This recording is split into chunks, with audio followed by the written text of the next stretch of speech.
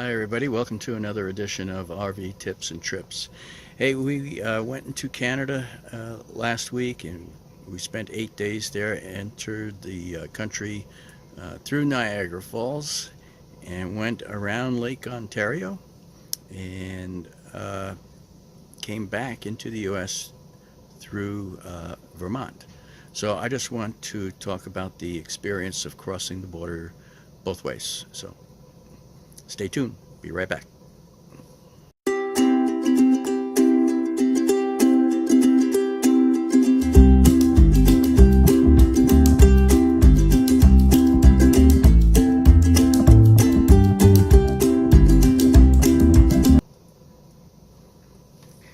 Okay, so right now I'm talking to you from Umbagga State Park in New Hampshire, and that's Umbagga. I don't know if I'm pronouncing it correctly. Kind of a strange name, but it's that's Umbagga Lake in New Hampshire. We spent 3 days here, and it's very nice, peaceful. Gone swimming in the lake, and they have canoe rentals, so it's been very good. But I want to talk about our experience of crossing the border in both directions. So consider this part 2 to the last video I did on crossing the border into Canada.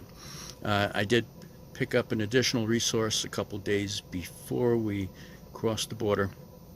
I went to a Canadian website, government website, CBSA, which is Canadian Border and Security, and in there they had 4 pages of what you can bring from the US and what you can't bring from the USA.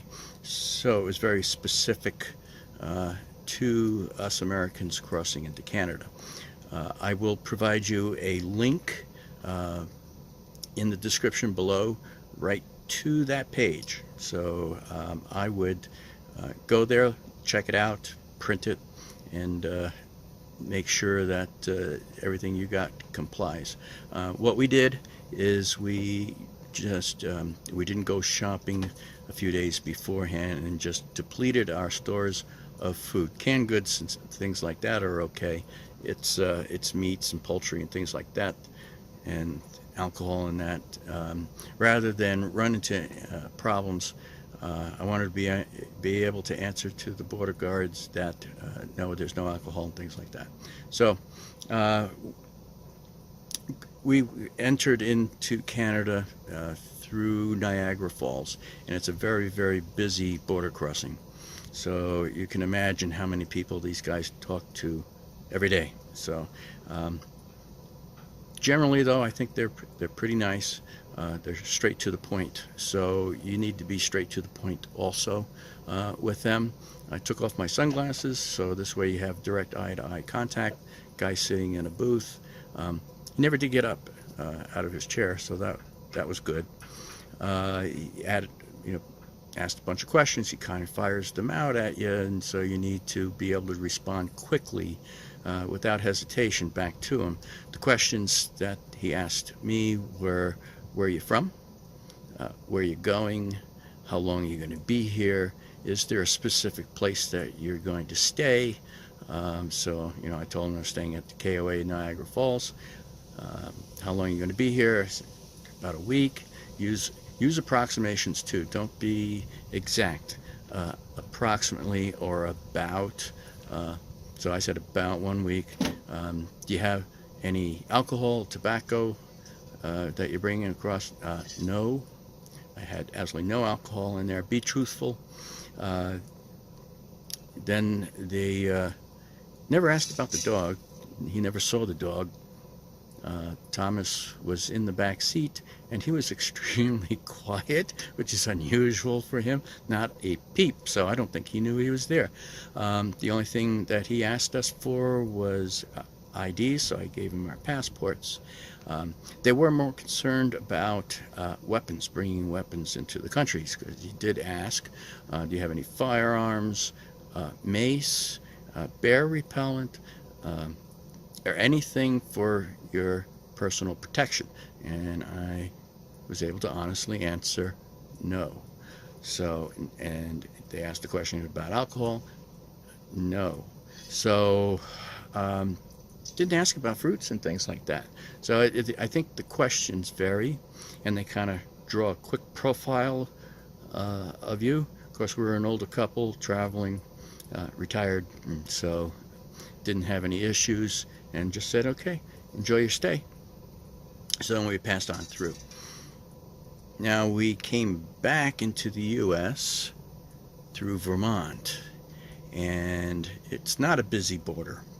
It's rather slow. It's just one person in a booth with a gate, and he came up to us, rolled down my window, and we carried on a conversation. So he asked similar questions to what they did in Canada.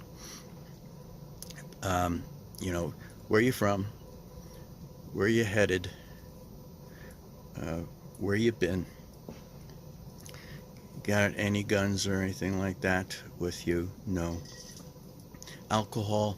At that point I did have a bottle of wine and a couple of bottles of beer, and so I told him about it, and that wasn't an issue. Trying to think, what else did he ask?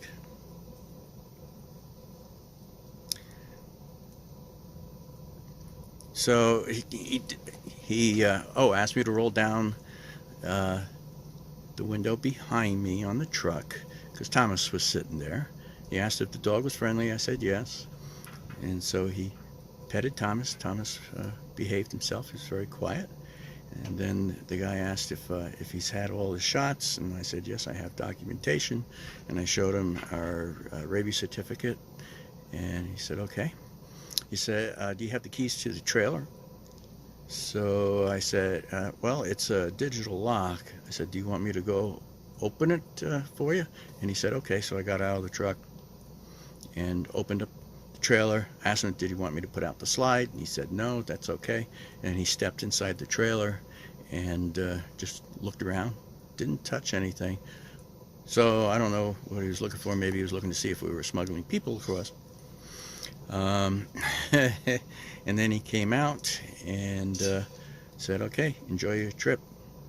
So, he did ask us, what do you do for a living? And I said, I'm retired. And then he asked my wife, Kathy, and she said the same thing. She's retired and after working for an attorney for 28 years. So a lot of questions and a little closer scrutiny coming back into the USA than leaving. But a good experience overall. Didn't have any issues, no problems.